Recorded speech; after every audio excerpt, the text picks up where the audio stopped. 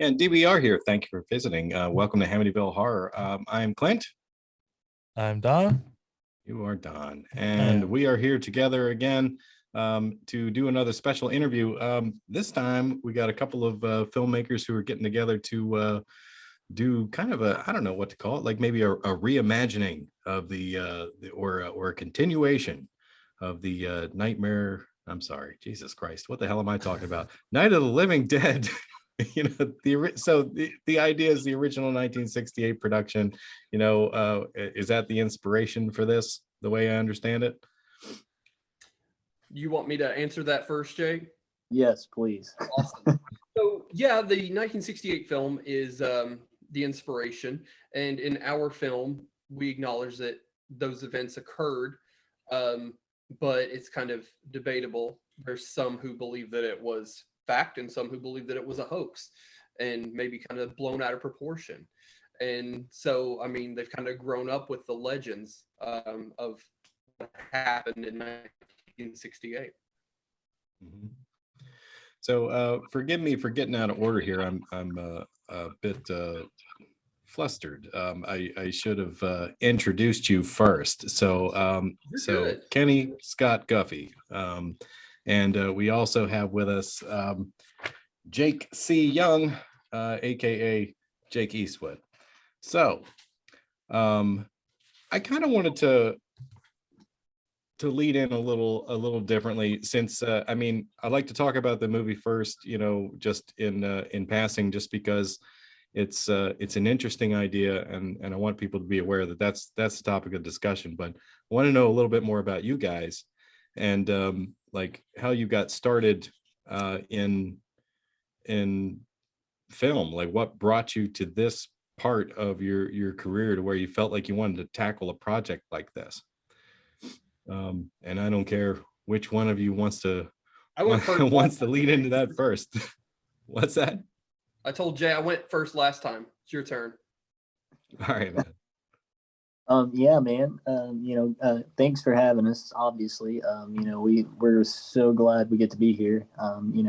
Definitely love doing, talking about anything we get to do, and you guys have an awesome setup going on. As far as like filmmaking, I've been filmmaking for a very long time. I've been acting and directing films since 2018. That was my first real directorial debut. I've been acting, since I was a kid, making stuff, doing stuff. So one day, I'm in the process, I'm making a film, and I get this random message from this guy named Kenny Scott Guffey. I'm like, who is this dude? So, he's like, hey man, he's like, I just seen your new film. He's like, we should get together sometime. And I was like, yeah, sure. So, we went probably, God, how long would you say that was, Scott? Probably like a couple months in between there. Yeah, I would say so. Because the funny thing was, Jake and I both lived in the same town, but we had never met. And so that was really ironic that we hadn't met each other. And he was actually suggested to me as a potential friend, actually, because of the similarities that we had. And so I reached out to him, and here we are. As far as with Night of the Living Dead, I would like to say I noticed during the 2020 quarantine pandemic, everybody was kind of locked in their houses and afraid of what was outside. They were afraid of being infected by what was outside or killed by what was outside their door. And I thought, COVID's a really good allegory. Night of the Living Dead's a really good allegory for COVID. And I thought, this is a perfect time to retell the story. And I couldn't think of anybody better to tell it with than Jake. I'd actually looked for a project for us to do together so we could kind of get to know each other a little bit better. And I thought that was a perfect opportunity. Little did I know we would become as good friends as we are. That makes it even better, because that just means you guys, the way you bounce ideas off each other, that just, it helps a little bit better. And back to you, Jake, too. I mean, yeah, you got some acting chops on you. You've been in a lot of you've had a lot of leads, and Gatsby the Great. You've had what is it? Boone was one as well. Robin Hood, Robin Loxley. I mean, so you definitely got some chops on you. And I guess you guys got what, Reunion from Hell 2 coming out here later on the year or maybe next year? Yeah, I'm honestly not really sure about that.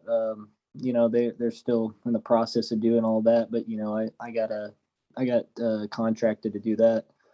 So you know, that was pretty cool. I've been doing film, like I said, for a really long time, and you know, Scotty and I, we ended up becoming like best friends. I mean, we're not just like film friends. We're like best friends. We talk every day. You know, That's awesome. we're always bouncing ideas and stuff off. Man, we've got a lot of stuff. You know, I was doing, you know, Boone. That was the first project that he and I have actually worked on together. And I think, Scotty, that's the poster behind you, isn't it? Poster behind me. That was actually the poster that was in Wondering our that. local theater when we had our premiere, and they had a screening for the full week after the premiere for the public. And that just came out not that long ago, right? That was that 2022 or was that Yeah. March That- 7th, I think, was the premiere night, right, Jay? Yeah, March 7th. Yeah, and we're still now we're lining up international, you know, for streaming and other distribution to see, you know, how we're gonna get that out, you know. But it had a great run, man. You know, it was an awesome project. You know that sort of revolved around, you know, that was based on historical events about Daniel Boone, you know, and that was really a great thing for me being able to play a character like that. Just wow, that guy had such an amazing life, and you know, now I'm sort of taking a step back, and you know, Scotty and I were doing behind the camera work and directing, which you know I love directing, and it is just it's been a huge relief. And you know, we started principal photography last weekend, and so far, man, I thought everything's turning out great. I think the Yeah, film is beautifully shot so far, is what I'm going to say. I think it's beautifully done. I'm a sucker for great. some good cinematography. Sarway? Yeah, absolutely. I mean that's some of my favorite things to see in a film is how creative you can get with the camera work when you're doing it. How unique a shot can look. How many different directions it can come from. I mean, we watched an absolute turd of a film the other week, Don and I, and talked about it right over Easter, and it's like.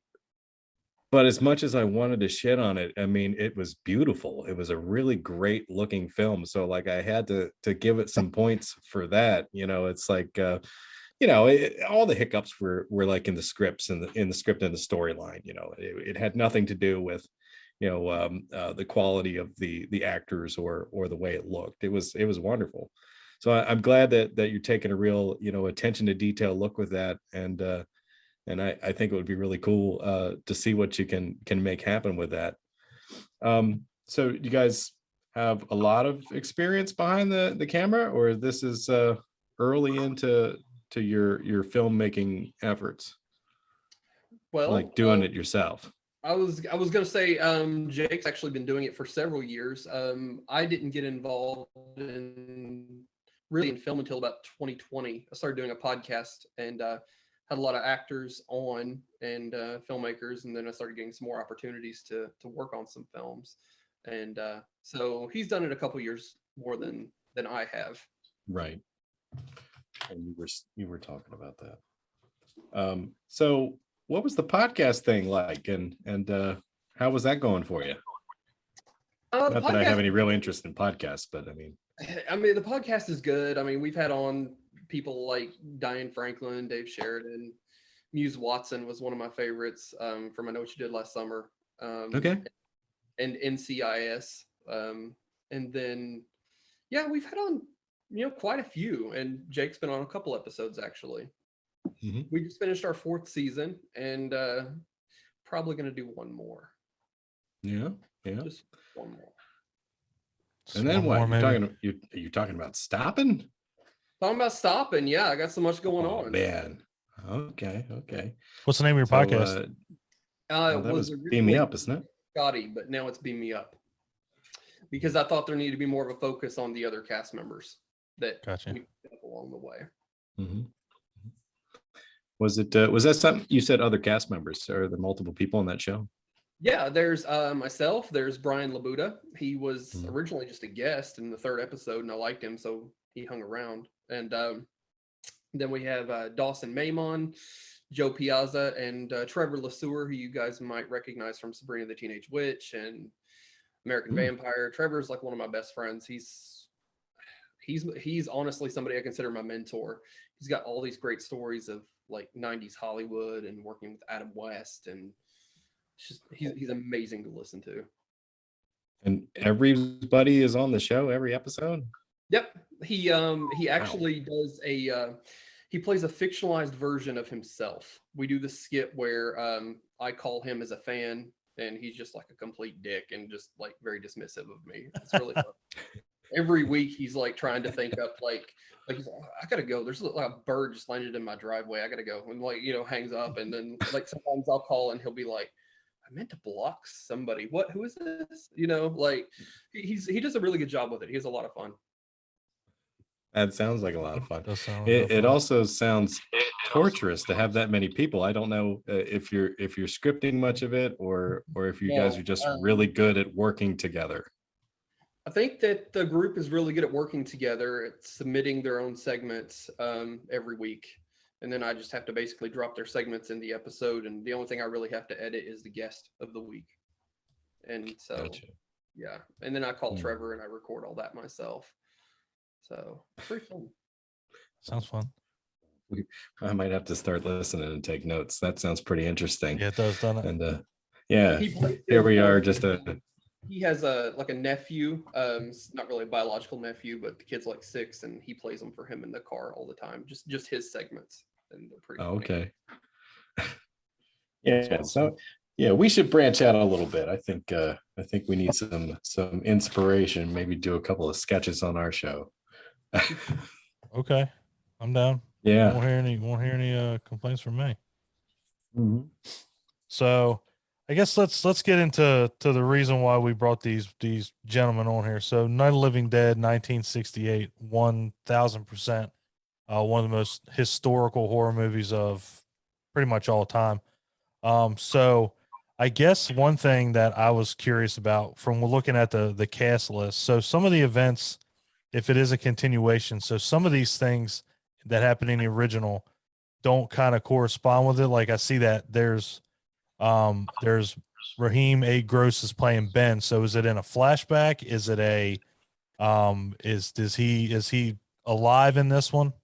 It is in a flashback. We thought Okay. it would be a really good idea to kind of have our own Ben in the film, but not just have to reuse footage of Dwayne Jones. You can't Right. redo that.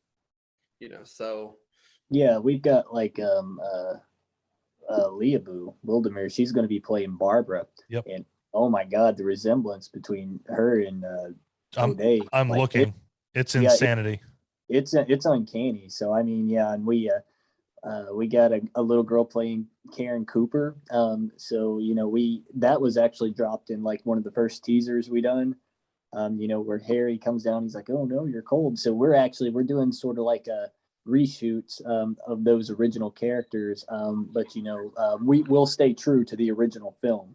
Yeah, it's Okay. it's been one of my favorites. In fact, we had Patricia Tallman on one of our interviews because we're both huge fans of the 1990 remake. Probably one of the best remakes of all time, in my opinion.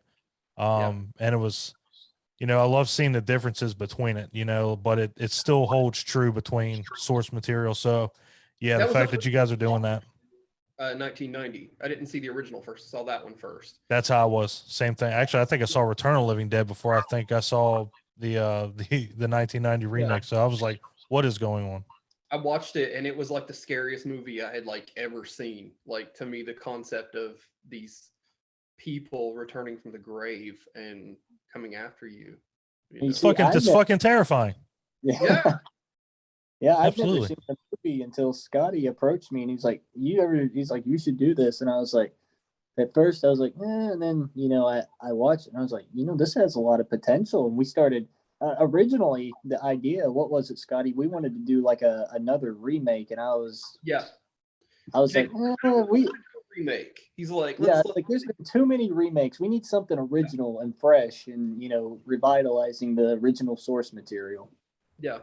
Well, while also paying homage to the original source material. We're not saying, hey, we're Night of the Living Dead. We're saying, okay, that happened. This is just another story. Same title. Well, 50 years after. So, I mean, it's, it's one of those things that you can't, and I like continuity. So, like the fact that, you're bringing characters back, and it may not have to be the same actors, but if if you're bringing back the same characters from the story, that's just as good to me. So, the fact that it's taking place after, the events of it instead of just going to another, sequel or a remake altogether, I definitely like that. Now, did you guys actually, get anywhere near the location that it was actually filmed? Did you actually go there, or was it just where'd you guys start filming at? Can we say where we're filming at? Yes and no. So we can tell you it's not at the original location from the film. Does the original place still exist? No. That farmhouse? I don't think so. Yeah, so that's we were actually, that was kind of the problem we ran into. We had a guy that we were contacted with, and he's like, listen, I got this old place, and the house that we're actually using, it's bears a lot of resemblance to Russo house. I mean, it's really, I in my opinion, I think it looks pretty close. I mean, it's not dead on it. But the location manager's like, look, yeah, he's like, when you guys are done, this place is going to be teared down. So, this would be perfect for you guys. So ironically, that was the story of the house in the original film they were filming, and then it was going to be torn down. So I thought that was pretty cool. Yeah, no doubt. Yeah.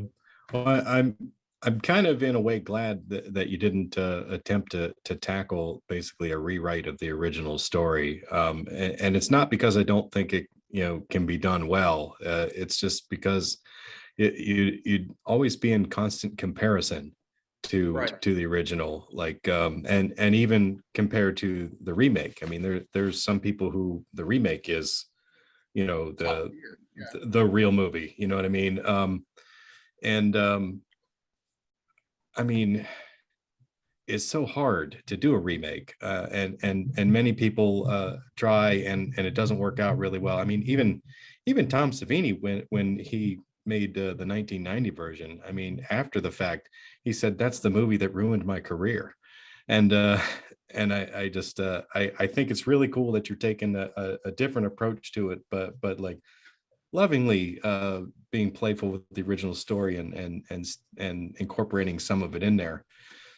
So it's now, I don't really completely understand the timeline. I assume that your story is happening in more modern times. Yes. Okay. Yeah, Because yeah, you had it actually mentioned happened directly in today's time frame. So it basically, I guess you would almost say it's like a reboot sequel, because it actually picks up directly like 50 years on the anniversary of when it happened. So they're like, oh yeah, it was a hoax, yada yada yada, and I don't know. We had sent over one of those first scenes that we had done, and we even tried to live some of the original dialogue, paying homage to the original film. One of the actors, he says, they're coming to get you. We throw stuff like that in, little details. Audience members would be like, that's a great Easter egg. Yeah, that's always cool when people do that. We were just talking to another director yesterday who really enjoys paying homage to other films and just being playful with their styles, but not really taking huge bites out of them. So I think it's really cool that you're peppering some things in there that people will notice and immediately identify with. That's a really cool way to do that. How many people do you plan to have in your production? I mean, I was seeing maybe there's about 8 actors? Is that about how many you're gonna have? Or I'd say that's about right, Jay. I mean, Yeah. Well, we have a few extras and maybe some flashback scenes, and we were also throwing back and forth the idea of maybe having a known face, maybe make a cameo in the film. we're Mhm. we're still teeter-tottering on that. We were So talking about that actually right before this. It was like, yeah, it's like, Mhm. should we do that? You know, yeah, Spill maybe. it, guys. This is an exclusive. No, because I want to be surprised too. Yeah, well, absolutely. until we get the okay, you know, we could we might get hit with a stick, you know, copyright. I wouldn't make you guys do that. I wouldn't. So I guess one thing that I really respect out of both you guys doing this is the fact that you took a property like Night of the Living Dead, one that's so beloved to horror fans, and that you guys got the balls to do it. Because most people, again, they can do a sequel, they can do a a whole nother story, but the fact that this is a continuation from the original, what made you guys go after this property and say, not go after another one like, say, like Friday the 13th, Halloween, Nightmare on Elm Street? I know they've all had their sequels, but was there ever a time when you weren't going to do Night of the Living Dead and another franchise popped into your head? No, because because like I said, the whole idea of it came from COVID. COVID and Night of the Living Dead seem to go hand in hand really well together. And I was just, the more I thought about it, I was like, man, it kind of feels like there's zombies outside, right? No doubt. Yeah. We actually watched a movie on Tubi called 5G Zombies that was kind of reminiscent of it. Like they never showed you anything, but it was, everybody shot their parts in their house with their phones during quarantine. And it was pretty cool. So the fact that you're using that just like, as a starting point, like this is how we can get these zombies in. And speaking of which, so how many zombies are going to be in this? Is this going to be like, if it's in between, if it's after, have they already taken over? Is it going to be, hundreds of zombies, or is it going to be kind of like how it was in the original? uh, I was gonna say, I don't know if we can answer that without giving away a lot of the plot. yeah, that's a Uh, hard one. Yeah, but I do want to say this though, that I think there's a line in the script too, referencing back to COVID, where one of the characters says about the zombie um, infection. Says this is worse than COVID. Oh, damn, Worse just than right on it. Nice. Yeah, we throw a lot of allegories in there, like you know, someone says something about like, you know, you got extra mask on you or something like that. We've really thought this out to make it play right. As far as zombies go, um, so I don't know that I would necessarily classify this as a, like, it's not something that like you see in zombies now, like The Walking Dead or anything like that, where it's just, you know, constant zombie, zombie, zombie. We wanted ours to have more of a feel to where it was relatable instead of just like pointless zombie killing, you know, over and over. Because I personally, I feel like a lot of movies now they just get it wrong, and there's no real story behind that. So we wanted to develop our story closer before just jumping straight into a whole entire like return of the whole world living dead type thing. So I think the way that it is actually written, and when you guys see it, I think it'll actually I think it just clicks personally. That's what I think. So and it is possible to maintain tension in a film and create a general sense of fear without having constant action. So I kind of appreciate the fact that you're not going to have like a whole like bunch of like zombie attacks and just kill after kill after kill of trying to defend yourself, when you could really just kind of do what they did in the original movie and just like board up the house, and talk about well, plans, what you're going to do to protect yourselves yeah, and keep them from getting in. yeah, for sure. Like you just said, you know, because there's way more of a subgenres in there, more subgenres than just horror. You know, there's a lot of thriller and suspense, and you know, I feel like a lot of times that's what's really overlooked whenever filmmakers or really independent filmmakers try to do that. And like it's like you said, they just develop like a turd of a film, and you're just like, why? And then you know it's because you know they tried to go all out rather than let the film just let it be natural and just let it grow the way it needs to be. We were having that conversation yesterday, actually, and I said, horror when it's done correctly is like an onion. You can peel it, and there's so many extra layers underneath, you know, that, And then it makes you cry. yeah, yeah, Shit, you're right. yeah. If they You're kill the right. dog, you cry. Oh yeah, dogs. No, can't do pets. Can't do pets. So, and it's funny that you mentioned that, like when you do have just constant killing, zombie after zombie, it gets boring, and I think that's why the 68 and the 90s, because um they didn't have that. You know, it was still building the tension. I mean, you had Ben and you had Harry, and that was that was the focal point of both of them, is that, you know, neither one of them liked each other. You know, I'm king up here, you're king down there. You know, so it's like you have that on top of the zombies. So, you know, it kind of gets to the point where it's like, all right, now I don't have to worry about them so much because they can't get in right now. I got to worry about this fucker with a gun that can legitimately kill me. And, you know, that, and I always loved that about that was what the focal point was the fact that you didn't have to worry about the zombies. You got to worry about each other. Yeah. And that was Yeah. actually one of the things too, that, not to get political, but I mean, just there was a lot of the rioting, the, you know, Black Lives Matter, were, you know, they were protesting the death of George Floyd and all of that, and it seemed like there was a lot of tension in that summer of 2020, and it also was very reminiscent to me of the battle between Harry and Ben in the original film. So I thought it was the right time to retell that story, even though we actually didn't use that part of it, but originally that was where, you know, some of the inspiration came from as well. Well, you Now, know, same thing with, go ahead.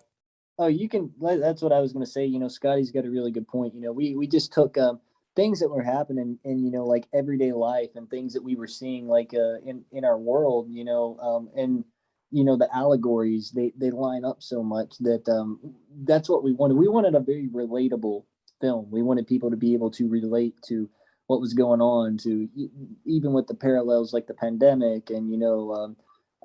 Such as like just rioting or just anything like that. Just the parallels line up so well. And, you know, obviously we're not trying to compare it to that, but, you know, that there is inspiration to pull from everyday life of things that happen that, you know, it just overall it makes a film much more tellable to an audience. For sure. No doubt. Just the fact that, you know, you can't throw, you know, unrealistic things at people and be like, well, that'll never happen. I mean, you know, COVID happened. That's a real thing. So obviously people will be like, when they hear that, well, damn, we only went through that 2 years ago. So yeah, that's commendable for you guys. Definitely the fact that you know, you bring it home, you make it so that the audience can relate to anything happening on the screen. So, and again, that's a lot of horror movies don't do that. They just make it so unrealistic and you don't give a shit about any characters. You don't care what's going on.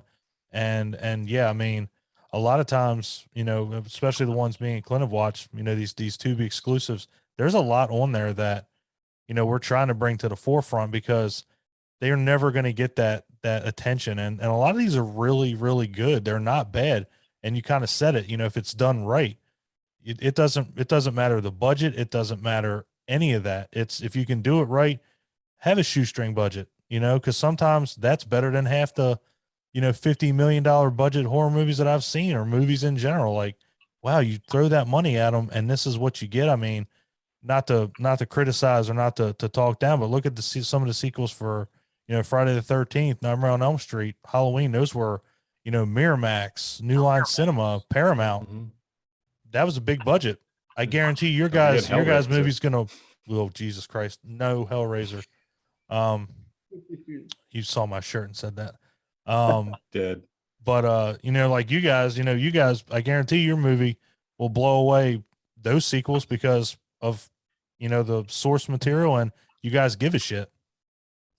Well, thank you. So It makes a huge difference, like you said, whenever someone, like you'd say, you know, if you give a shit and you care, and you put your feeling and what you're trying to relate, if you put that into the film, it makes a big difference versus, and, you know, just oh, here, we're going to pay you to direct this. You know, anybody can direct a movie. You know, I've been in the industry for a long time, man, and I've seen people that just go in and you can have a really good story, and by the time, you know, somebody gets done with it, they just butcher it. And I've even seen this firsthand with my own projects. and it just be so changed, and it's just awful. And I mean, it's just a different directing style, but it's different whenever you have it's like me and Scotty, everything before we do, we actually stop and we'll like go back and forth with each other and be like, so do we want to do it like this? You know, we actually we want to peg those ideas. We don't want to just jump into it because man, it's a ballsy project. It is. I mean, you know, this is a big thing to take on, you know, Night of the Living Dead. And you know, like you said, we're operating on a lower scale budget. It's not like nothing huge. We're giving people the opportunity because there's so many people who I know have such a love for the film. We launched a little, you know, Indiegogo with, you know, some perks. So people, you know, if you want to get your name in on this, you know, we'd love to have you. You know, Yeah. we want to have people to be a part of this. You know, we'll give you a credit in the film. You know, maybe throw in a couple of bucks, get a t-shirt, man, get something. I mean, but you know, we want those people who've had the love of the film. You know, it's not just about us. You know, we want our people, like fans and people that love the film, you know, get involved. You know, that's what our goal is. You know, because it's not just us. You know, this is a whole community of people. Yeah. And again, like you said, this is a huge property. I mean, back to 68. I mean, they have conventions for this. I mean, they have one coming up here in June, you know, for, you know, that's just it's a huge deal. So that's, you know, the fact that you guys are doing it. I mean, yeah, it's a ballsy thing, but at the same time, I got faith, you know, just because of what you guys are saying right there, like you give a shit. And again, that goes a long way, and it really does. And please, please, please, if you guys want to, put that Indiegogo on our group, because I guarantee you will get support on that group. I guarantee you. When they see that name, they'll be like, oh, this is a fan film of Night of the Living Dead. Yeah, sign me up, because we have a lot of loyal fans on our group for that you know, property. So if you guys can and would, throw it on there, man, because we'll support you guys best we can. Yeah, we appreciate that, man, because like I said, you know, it's not just us, you know, and we love what you guys do. You know, I've been following your cast. It was weird because I know you had messaged me and be like, yeah, check out my, you know, we got the podcast. And I was like, dude, I just started following that. And I just happened to stumble on it. And I was like, man, there's some really cool shit in here, you know? So, you know, I just got to be on this, you know? So, and you know, it's kind of strange because I've never really been, and me and Scotty were just talking about this. I've never really been most of the films I've directed have been like drama or action. I've never really done like a horror film, which I actually think that actually is going to help with this film and the idea to alluding to all those other subgenres, because like we were just saying, it's not just the constant in the horror. We've got we're going to try to build suspense and, you know, character development. So I think it works. Yeah. Yeah, we were just having a discussion yesterday. I think that horror is one of those genres where you can get away with an awful lot. Like some of those other styles of films, I mean, they're pretty rigid. There's almost rules to them, you know, in the way they should look, the way they should feel. And it's like horror is one of those things that, you know, you can mix any element together with it and make as ridiculous of a story as you want, and you can somehow still make it work as long as you take a creative approach to it and just put the care and attention to detail in the right places. You can make a compelling story that people are going to love, that they're not going to like dump all over it because, oh well, you know, he stepped too far outside of the box when he made that Western, you know what I mean, or whatever it was.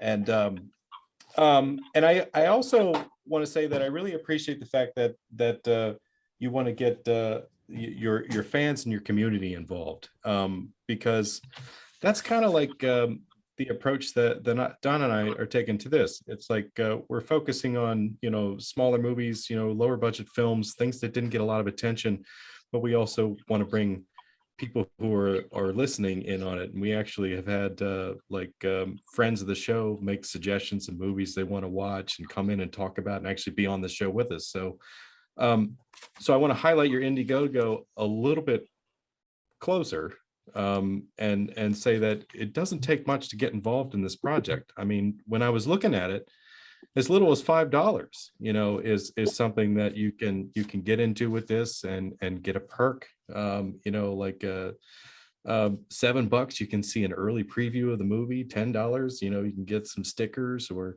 $25, you can get a DVD copy of this thing, when it's finally made. And of course they go up from there. So how much are you looking to get this thing really rolling to where you think you need to be? And how long do you think it's going to take? I mean, do you think you're going to open up a second campaign when this one's over, or you think one's enough? Well, honestly, that's a really good question. We kind of just got to see how it goes. But as far as goal wise, we thought, maybe sticking around, I've always been the type of filmmaker. I've been in the industry. I've seen so many people waste money on a lot of things because they'll have something and then they'll try to just blow their whole budget on something. But I've always been the type of a filmmaker. I'm always I'm finishing stuff with the budget that's really realistic. Because people think to make a film you got to have multi-million dollars, and that's just not true. I told Scotty, I said, we can make this anywhere from, $3,000 to $5,000 and be completely okay with it and have just as much as, a Hollywood blockbuster. And honestly, most of this, what we're raising, it's just going to go towards getting the film out and making sure our actors are, taken care of, because these guys, wow, I just got to brag on our actors for a minute here because they're really putting in a lot of work. I mean, they're putting in like every bit of probably 10-hour days, Scotty. Yeah. And they're phenomenal. I think they have done a fantastic job. Mm-hmm. Yeah. I'm sorry. Go ahead, man. No, I didn't mean to cut you off. I was just going to ask how you sourced your actors, how you got in contact with them, and how they became a part of the project. So the way that kind of happened is, well, really, a lot of these actors, they're actors. It's people I've worked with in the industry. A lot of them are, and one of the actresses, she was actually she played a role in Boone, the film I just done, and we kind of thought of it, and we cast her and people that I knew and some other people who've just been involved in and out of the industry. And then we've got Denny Kidd. He's actually a musician. He actually he plays music, and he's a huge fan. He's always going to the conventions and stuff like what we were talking about. And we had a lead cast, and our lead he had to drop out because he had actually got another project, and due to scheduling, we couldn't really bring him on. And after he dropped out, we were able to get Denny, and he had actually sort of reached out to me. He's like, dude, I seen your movie. He's like, that's awesome. He's like, I'd love to get into that. And I was like, hey, Scott. So, we kind of reviewed him and auditioned him, and we nailed that. And Mason Johnson, is this Mason's first production of doing anything like that, Scott? Yeah. And I don't know if you guys have seen the clip that we provided to you yesterday. Mason is the guy in the white T-shirt with the sunglasses and says they're coming to get you. This is his first role. I think he does a really good job. And so Mason plays Adam and Denny plays Brady. So I guess these are two, without getting into it too much, these are two original characters for your story, correct? Yes. Yeah. Gotcha. Yeah, these guys they're just like basic they do podcasts. In the storyline they're podcasters. They're podcasters who investigate on the anniversary of the original apocalypse, or however you want to word that. The Night of the Living Dead. That's how I would word it. The original outbreak, maybe. There you go. I mean, there are some who say it's a hoax. Radiation. There are some who say that it was real, right? And so we throw that in the film. In the beginning of the film, there are people who are actually talking about it. Some say, that was just a bunch of shit, man. My grandpa used to tell me stories about that, and that was just made up to scare people, or that was just like a 60s form of crowd control or something like that. So, you know, there's a lot that really plays into that. Yeah. Yeah, modern doubt of what you hear in the media changes a story that was from the past. That's I think I'm kind of starting to see it now. Yeah, that's because it would be remembered differently after 50 years. Oh, yeah. There would be a lot of questions raised and things that didn't seem quite correct that would make you think that that maybe it didn't happen, that maybe it was just a story that somebody cooked up. Yeah, Right. and especially like the millennial generation, you know, this is being passed down from word of mouth, you know, Yeah. and like the millennial generation and like the people that play these characters, they're young, so obviously that I mean, if you didn't see it happen, you know, how do you know it's not an old wise tale? You know, how do you know it's just not Right. like some kind of old, you know, fairy tale that we've all heard or something like that, and you know, it's just passed down. So of course they're going to go check it out. So you know that's leading into where our film actually is headed to. So So they make a trek back to basically ground zero of where this supposedly started. yeah, Okay, I'll let it go there. That's fine. Well, it's funny that how you say, like, you know, the events, and I like, you know, like Return of the Living Dead, how if you ever watch that, the very first scene is this all really happened. This is all based on true events, and then you have you know, Frank and shit, what the hell is Tom Matthews' character's name? Freddie. They were talking about it, and Frank's like, you know, that was based on a real case. And he's like, how's that possible? You know, it showed zombies taking over the world, but it didn't. And see, that's what's cool about how you guys just said that. Like, it didn't show them taking over the world. It just showed them that they were there. So it's like, you could get away with that. Yeah. If they would have taken over the world, obviously a 50-year-old story wouldn't matter, you know, because nobody would be around. But it just leaves that open to bring it back to, like, it's 50 years later. Did it really happen? Didn't it really happen? And I think that's fucking awesome because, again, you know, in that movie they said, well, they took over the world. Well, they didn't. So that's what's really cool about that. It's left to the imagination. In ours, I do want to say I think that it occurs enough on a scale that the U.S. president is aware of it. I want to say that because we have Brendan Ludwig from Gamers Paradise playing the president in a scene that he's actually already filmed. So he does a presidential address acknowledging what's going on, and then provides some guidelines which are very close to the COVID guidelines recommended by the CDC. You know, to well, stay. yeah, and that was just like whenever COVID came out, and I think President Trump was in office then. But like you actually saw that they came out and they're like, listen, the president has to address this crisis that's happening, you know. So they didn't take over the world, but it's still a big enough crisis, you know. Right.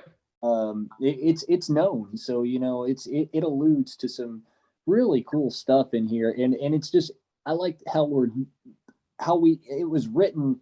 Tyler Coyne, he's a genius when it comes to writing. He done it to a level to where it's not so mass global.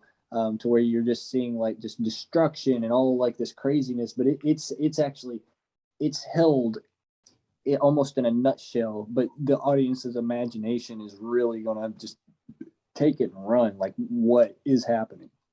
I do want to say too, Tyler Coyne, who wrote the script, he is phenomenal. I mean, absolutely phenomenal. Can't say enough good things about him, and he still is every day. He's there if we need any.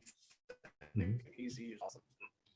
Yeah, I saw his name in your Indiegogo, and I was going to ask about him with regard to the screenplay. So he took your story and he adapted it to the screenplay, and I'm glad to hear that his involvement is there daily.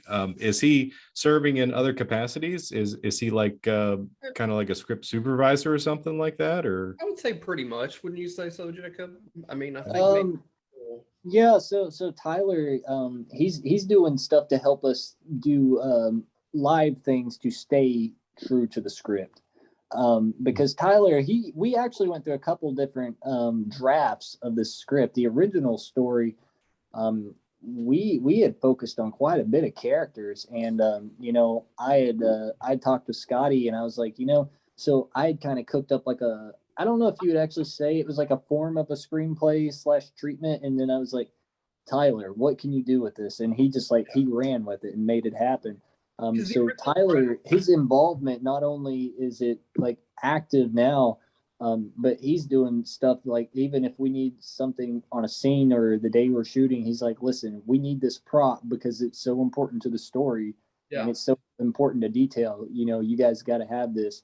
And I mean, the guy, he's, even though he's not physically been on set to do that, but he's still helping in such a capacity that it's actually it's very great. And I think anybody who writes a story, something so legendary, you got to keep everybody's involvement, you know, all together. I mean, you know, you can't use your hand without your arm. You know what I mean? Right. And the Right. thing is, too, since Tyler, you know, I mean, he did put out such a good script.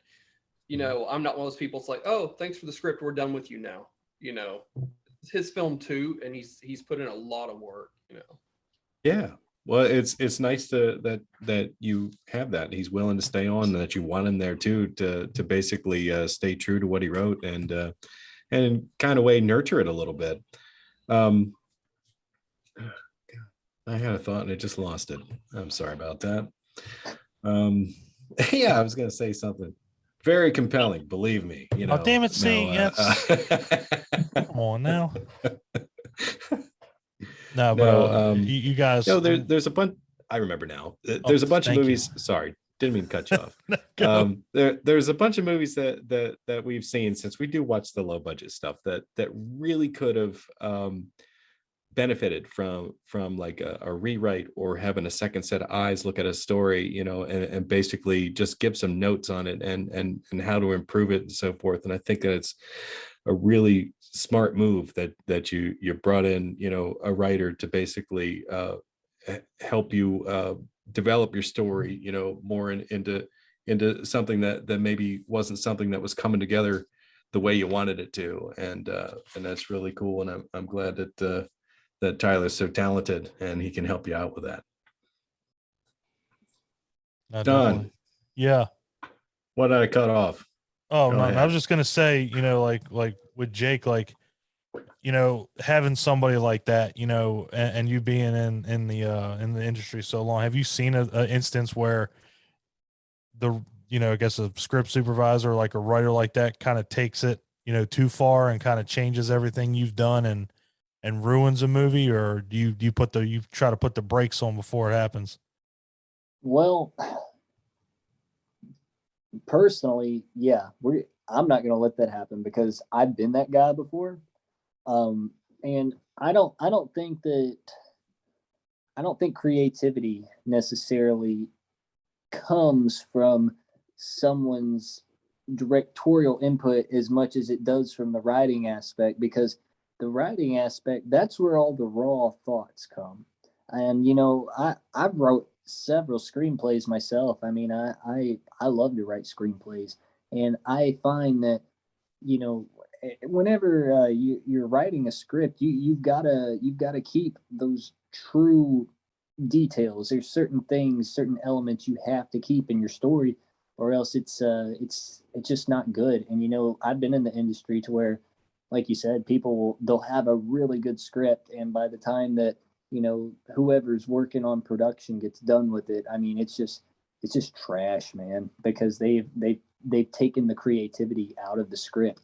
And you know, that's not what we wanted to do. We wanted to keep that creativity, so that's why we want to have Tyler, you know, come along, because a lot of times in the industry, whether it's like in a real Hollywood blockbuster, or you know, just like a even smaller, like a micro budgeted film, you know, you got guys, they'll write a script, you know, sell the script, and somebody's got it and they put their twist on it, and it's not the same anymore.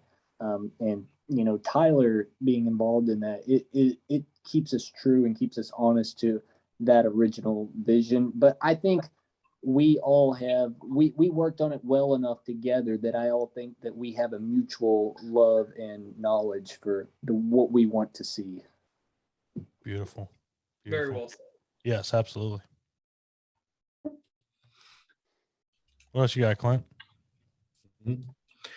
Well, yeah, I mean, I guess some films suffer from not having a clear vision, and it sounds to me like you guys have really worked on this and developed it to the point where you feel like you have a real direction for it, and I'm kind of excited to see where it might go. So I don't really have any additional questions with that, but I think what I'm probably going to do is contribute a little something myself to the Indiegogo campaign and share that on the page and encourage other people to do that too, because it's I mean, I don't give to all of them, but I think there might really be something to this, and I'm kind of excited to see what that new modern take is on this old story.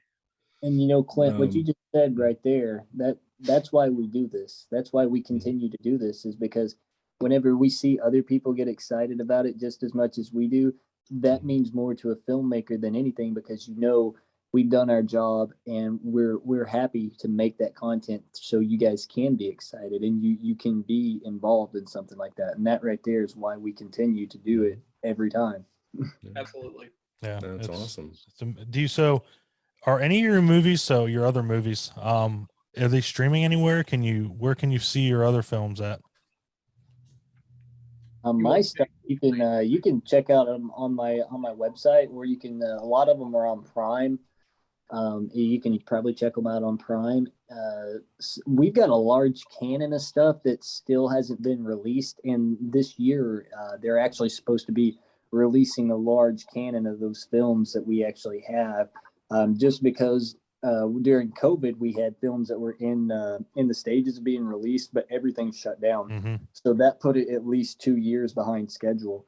So we are in the process of still being, released. Anything, pre 2020, it should be pretty easy to find. You can watch it on like Prime or something like that. But we will, we'll be having more come as we go as well. And you can check out our YouTube for trailers and videos, behind the scenes stuff. We've got different things on there. So yeah, definitely give us a watch. That's what we like doing. So Absolutely. I like to put links in the description of these episodes when we put them out, just so that people can just pop right into the description and follow a link. I might like you to share some of those with me, like perhaps the website that you referenced, where some of your work can be found. The YouTube channel. And how we can find that, and if there's any social media stuff that you wanted to call out that you'd like people to get on there so they can keep track of your progress and where you are with this and more about you guys. I'm fine with anything that you want to share with me or anything that you want to talk about while we're here now. Yeah, floor is yours, guys. Well, as far for me, if anybody wants to check out like what I've got going on and what's going on in the future, oh hi, baby Rue, guys, that's Scott's daughter. Who is that? Uncle Jay? Yeah, it's Uncle Jake. All right, go on. She's adorable. No doubt. But yeah, anyways, what I was going to say, if anybody wants to check my socials or just catch up with what we're doing, because I'm always posting like behind the scenes stuff and all the newest of what I'm doing, hit me on Instagram. It's my handle is Jake C.Young official. It's on there. Hit my Instagram up and just follow me and check out what we got going on, and definitely we'll drop some links to the stuff below whenever we release this. Cool. Scotty, got anything? Yeah, where are your podcasts streaming these days? Mine? Yeah. Oh, Yeah. all major streaming platforms. Nice. Okay. I mean, honestly, All right. Apple, Spotify, TuneIn. We're also on Plex, whatever that is. Oh, yeah. That's a free streaming service. Yeah, you can pretty much every streaming service. We're on there. So yeah, feel free to check it out. We've had some great guests on. Like I mean, Alan Danziger from Texas Chainsaw Massacre, Eduardo Sanchez, one of the directors of the Blair Witch Project. It's been really interesting. Our most popular episode is actually season 2 episode, The Conjuring: My Life with Ed and Lorraine Warren, where we talk to Tony Spera, the son-in-law of Ed and Lorraine Warren. Wow. That's badass. It was check that one out. Really good episode. But yeah, and then there's a film coming out sometime this spring called Mutant Vampires from the Planet Neptune, that I was a small part of as a producer, and I think that I don't know exactly when or where it's going to be streaming, but it'll be out soon, sometime this spring. And then also check out Shadow Marsh at 3keysmedia.com, I think. You can order a DVD and Blu-ray, and also check out the trailer on YouTube. Sounds awesome. Do we get fries with that? With what? I'm just messing with you. I got to tease Scotty because, like I said, we're best friends. So if I don't tease him, he's going to be like, what's wrong with you? Are you okay? Are you okay? Right. Are you sick? Like, my favorite thing is to send him like the most screwed up memes that I can find. Like, I mean, I harvest the 4 corners of the internet to find like the worst possible memes. Jesus. Send to Jake. My I goal just is make to my own. turn his phone off and like disappear for a day because he doesn't want to like. No, like Oh. I'll just be like, hanging out. I'll be sitting on the couch watching TV, and like I get just something that's like making me question my place in life, and it's like, why would you send me that, man? I mean, like what? Why? I'm watching a fucking movie and you send me almost a dick pic. I don't need this shit. Yeah, It's it's like what? Is the movie the dick pic? What's going on? It was not fun. It was not fun. That's Sounds cool. to me you might be in some of the groups that I might be in. Yeah, no shit. I follow a pretty horrible one. I think me it's to it. called. Add me to it. I have a lot of questions about this, and I want none of them answered, or something like that. There's some pretty bad stuff. Yeah, that sounds like that's right up your alley. Yeah. Maybe I'll send you an invite. Oh, yeah, do it. Jesus. Hey, Jake, you got Whether I'm added to the group or not, I'm sure I will receive the content. So thank you. We'll leave you out of the group because you're going to get it anyway. You'll be just as involved. It's going to be just like it's directly coming to my phone every day. 8 a.m. Oh my God, what is that? Oh Lord, that's a hell of a way to wake up. I didn't have a coffee yet. Yeah. It's like no, it'll probably have something to do with coffee and then make me not want to drink my coffee. Oh yeah, there you go. There you go. Jesus. Well, gentlemen, we've kept you on here enough. We've had a blast to know about, you guys' projects that you guys have and you guys have coming out. I can tell you we're definitely excited about this one. Without a shadow of a doubt. As soon as we get off here, we'll post what we think needs to go on a group, and I guarantee you guys will have some support. As soon as we get off here, I'm gonna throw at least $1,000 at it so I can get the script. That's my goal. Just give you $1,000 and hope I get a script in the mail. Hopefully I get a big ass package and be like, all right, yes. Well, would you want it signed? At that point, I just want the script. I'll come meet you. I'll come meet you guys at some point and you can sign it in person. No. I just want the script. We're expecting, we've already been talking, lineups on conventions for this thing. So, for sure, that would be awesome. It'd be awesome to meet you in person, and, definitely just, I just love seeing people's reactions to the film whenever they see the film for the first time or see somebody that they've worked with. For instance, like I said, I just came off of a movie with Mark Patton, and dude is hilarious. That's reunion in hell. Yeah. Dude is, oh my God. I mean, once you watch Elm Street and then you meet him in real life, it's just like, where's this at? So he told me, he's like, dude, I've got a tattoo for every movie character I have ever played. And I was like, what? Because he's like, now he's older and he's just wearing like this little cashmere sweater. So the next day he comes down and like, he's just hanging out. He takes his shirt off and dude is like covered in tats from like all. Wow, holy shit! I didn't ever realize that. That dude's amazing. He he went into seclusion after Elm Street 2. It was sad, you know. I was really hoping that, you know, that he was going to get all these other roles, but after watching, you know, like Scream Queen on Shudder, I was like, man, he really got the dirty end of the stick with Nightmare. His lifestyle choice was really just not accepted as much back then, so it was really hard on him. And I think Mark lives in Mexico now. I think. So.